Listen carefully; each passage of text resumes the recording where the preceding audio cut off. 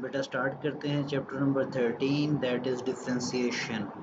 तो सबसे पहले हम समझेंगे कि डिफ्रेंसिएशन क्या है।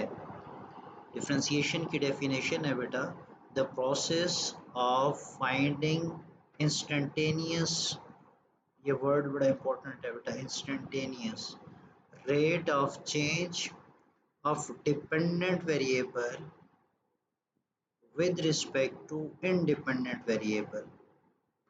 क्या डेफिनेशन है बेटा? Instantaneous rate of change of dependent variable with respect to independent variable is called differentiation and result is called derivative. कि बेटा जब हम instantaneous rate of change find करते हैं डिपेंडेंट वेरिएबल का with respect to independent variable, तो instantaneous rate of change find करने का जो प्रोसेस है वो डिफरेंशिएशन कहलाता है, और जो चेंज आता है, जो रिजल्ट होता है, उस रिजल्ट को हम डेरिवेटिव कहते हैं। अब बेटा दो चीज़ें समझना ज़रूरी हैं। सबसे पहले जो टर्म्स यूज़ हुई हैं डिपेंडेंट वेरिएबल और इंडिपेंडेंट वेरिएबल। डिपेंडेंट वेरिएबल और इंडिपेंडेंट वेरिएबल हम यूँ समझते हैं, हम एक फंक्शन लेते हैं, लेट्स से फंक्शन को न्यूटन ने y से डिनोट किया था, तो बेटा हम भी यहाँ y के इक्वल लेट कर रहे हैं किसी फंक्शन को, लेट से y इज इक्वल टू है x प्लस वन या f of x is equal to x plus one, एक ही बात है बेटा। हम यानी इस y को f ऑफ x भी लिख सकते हैं, क्योंकि न्यूटन ने फंक्शन को f ऑफ x के इक्वल कहा था, तो हम इसकी जगह y लिख सकते हैं। अब बेटा y is equal to x plus one में y की वैल्यू डिपेंड कर रही है x पर। जैसे फॉर एग्जांपल मैं आपसे कहूँ कि y की वैल्यू 2 कब होगी, तो आप कहेंगे जब हम x की जगह 1 पुट करेंगे, तो x 1 पुट करने पर y क्या आएगा 2। सो y की वैल्यू 2 कब होगी, जब x 1 होगा। y is depending on x, so x independent है और y डिपेंडेंट वेरिएबल है। तो y के अंदर जो इंस्टेंटेनियस रेट ऑफ चेंज होगा with respect to dependent variable y है। अब इस y के अंदर जो इंस्टेंटेनियस रेट ऑफ चेंज होगा with respect to independent variable x, उस इंस्टेंटेनियस रेट ऑफ चेंज को हम क्या कहेंगे, डेरिवेटिव। और जो प्रोसेस होगा फाइंड करने का उसे डिफरेंशिएशन कहेंगे। अब नॉर्मल एग्जांपल अगर हम लें, कोई डेली लाइफ से कोई एग्जांपल लें, जैसे फॉर एग्जांपल बेटा टेम्परेचर है। अब टेम्परेचर डिपेंड करता है टाइम पर, ठीक है। टाइम तो आपका यूनिवर्सल इंडिपेंडेंट है, हर चीज़ टाइम पर डिपेंड कर रही है। तो दिन के टाइम टेम्परेचर कुछ और होगा, शाम के टाइम टेम्परेचर कुछ और होगा, रात को टेम्परेचर कुछ और होगा। तो टाइम के एतबार से टेम्परेचर में चेंज आ रहा है। टाइम क्या है, टाइम बेटा इंडिपेंडेंट वेरिएबल है, और टेम्परेचर टाइम पर डिपेंड कर रहा है, तो टेम्परेचर क्या है, डिपेंडेंट वेरिएबल। अब कितना चेंज आया सुबह से शाम तक, टेम्परेचर में कितना चेंज आया, तो ये एक एवरेज रेट ऑफ चेंज होता है। जब आप पर्टिकुलरली किसी ख़ास पॉइंट की बात करते हैं कि फॉर एग्जांपल दिन को 12 बजे टेम्परेचर क्या था या कितना चेंज आया, किसी इंस्टेंट पर बात करेंगे, तो वो rate of change instantaneous rate of change कहलाएगा। तो हमने एवरेज रेट ऑफ चेंज नहीं निकालना बेटा, इंस्टेंटेनियस रेट ऑफ चेंज निकालना है।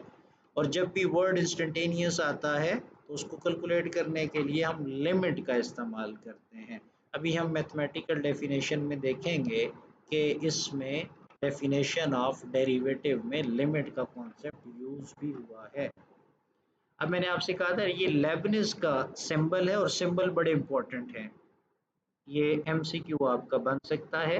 जैसे लेबनिज ने डेरिवेटिव के लिए dy ओवर dx यूज़ किया, न्यूटन ने डेरिवेटिव के लिए f dot of x use किया, लैग्रांज ने f dash of x use किया, ऑयलर ने इस तरह से अपनी नोटेशन दी। तो ये नोटेशन बड़ी इंपॉर्टेंट है बेटा, ये आपको आनी चाहिए। अब हम यहाँ पर लेबनिज की नोटेशन यूज़ करते हैं dy ओवर dx। तो dy ओवर dx बेटा किसके इक्वल है, limit del x approaches to zero.